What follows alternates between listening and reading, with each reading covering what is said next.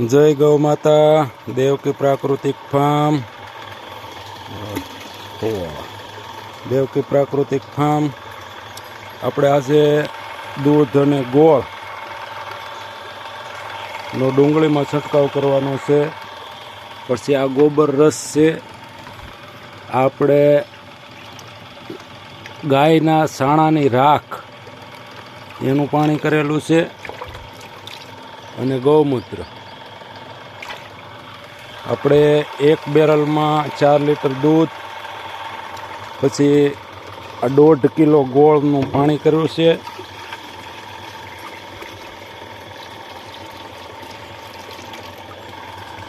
પછી ગૌમૂત્ર 3 લીટર, પછી આપણે ગાયના સાણાની રાખ એ પણ 3 લીટર પાણી નાખીએ છીએ અને ગોબર રસ પણ 3 લીટર નાખીએ છીએ। અને આપણે આ સ્પ્રે પંપથી ડુંગળીમાં છંટકાવ આની પહેલાં એક કર્યો છે, બહુ સરસ રિઝલ્ટ છે ફ્રીપમાં। અને આમ આપણે ડુંગળી છે 1000 ફૂટ નળી છે અને અહીંયા જાય છે, છંટકાવ ચાલુ છે।